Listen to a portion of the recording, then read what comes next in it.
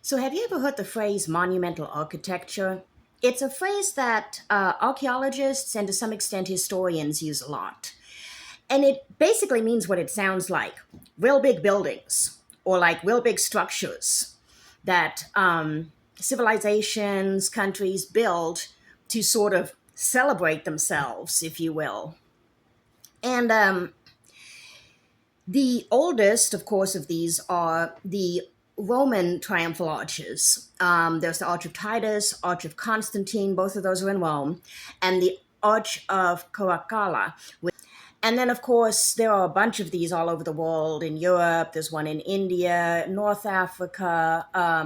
Probably the most famous after the Roman ones is the Arch de Triomphe in Paris, which was commissioned by Napoleon to celebrate his victories.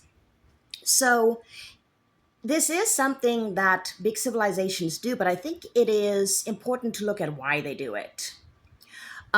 Also, how much sense does it make to build a triumphal arch when you can't even triumph in the Iran war? I mean, you'd think they'd wait to win a war before they'd build it, but anyway, I digress. But the triumphal arch, and in fact, monumental architecture in general, to a large extent, has a variety of sociological functions that they perform that are why these governments and these empires are obsessed with building them. And yes, I say empires because a lot of the time, the countries which are building these arches or these pieces of monumental architecture are either empire building countries or trying to become empire building countries, such as the US is right now. But one of the functions that this serves sociologically is by legitimizing the ruler through spectacle. Like Roman arches, they were built to honor emperors and generals. They would pass through the arch on their way back into the city, triumph from the battle scenes, and their victories would be in these sculpted reliefs on the walls. But they weren't just like neutral civic art. They were propaganda devices. Don't ever think that they didn't have propaganda back then. The Romans were experts at it. And they were meant to remind the people who held the power and why. Arches also often present a sort of selective narrative of history. Victories emphasized, defeats erased, rulers glorified. They are physical embodiments of a regime's preferred story about itself. Actually, now it's making sense why they want to go ahead and build it even though they haven't won, because they claim they won. Yeah, got it. Solved that one. It also worked to mark space as politically controlled. Arches were placed at symbolic thresholds, such as city entrances, major roads, or ceremonial routes, asserting dominance over territory and public life. These functions have in fact persisted into the modern era with, as I mentioned, the Napoleonic Arch de Triomphe, for example. It was a deliberate revival of Roman imperial symbolism to legitimize his rule and military ambitions. And modern states have kept up these traditions. They do this for nation branding, for instance, which is the attempt to project a particular identity or set of values, in their case, those of the conquering heroes. Power projection, demonstrating strength, permanence, and dominance. It is an attempt at cultural hierarchy, at demonstrating cultural hierarchy by elevating certain histories and groups over others. Gee, we've never done that in the United States.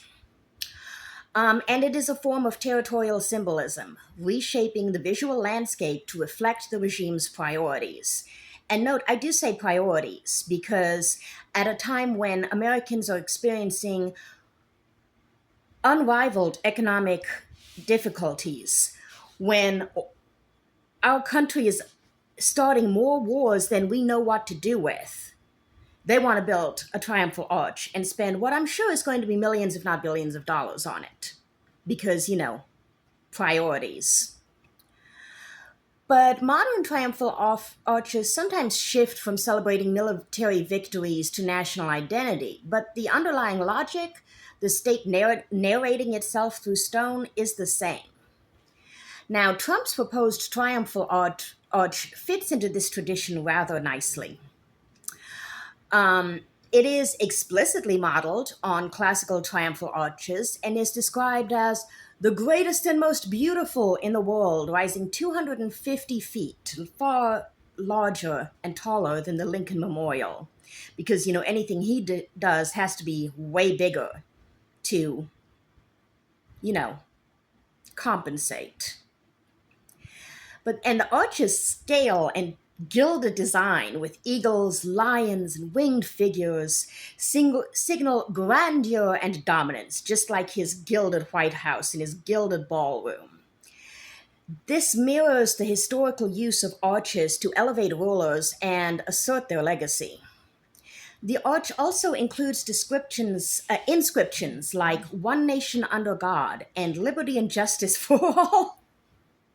I'm sorry, I couldn't keep a straight face. Trump wants them to put "and liberty and justice for all" on his. Whew, okay, breathe. Whew, focus. But there's another actual proposed design that includes friezes depicting both celebrated and controversial events, including the January 6th insurrection. An inclusion that critics argue risks glorifying political violence. I'm kind of sure that's the point, actually. That's what Trump does. The arch would also sit across from the Lincoln Memorial and tower over it, overshadowing it and altering historic sightlines. That's not accidental. The monumental placement is a form of political messaging. Commentators note that the arch reflects Trump's larger-than-life persona and desire to leave a lasting mark on the Capitol. Oh, yeah. Oh, no, he's done that already, yeah.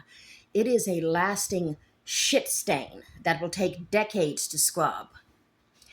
But this aligns with how emperors and rulers have historically used arches to immortalize themselves. And, of course, we all know he's going to be gone soon, so...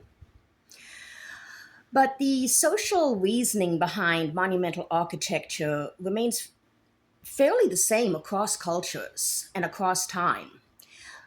They have served the same sociological and psychological functions. They create a sense of awe. Large-scale monuments trigger emotional responses, pride, fear, reverence, that reinforce the authority of the builder. They also establish a shared civic mythology. Monuments tell people which stories matter. They define who the heroes are and what events deserve commemoration. They also serve to normalize hierarchy. By elevating certain figures or narratives, monuments implicitly reinforce social and political hierarchies. And stone and marble communicate, this version of history will last. This is why regimes, especially those facing legitimacy challenges, often turn to monumental architecture.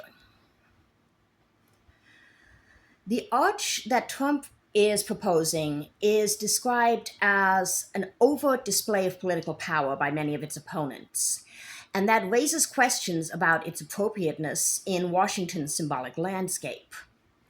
Its monumental scale and placement echo historical uses of architecture to project dominance and reshape national identity.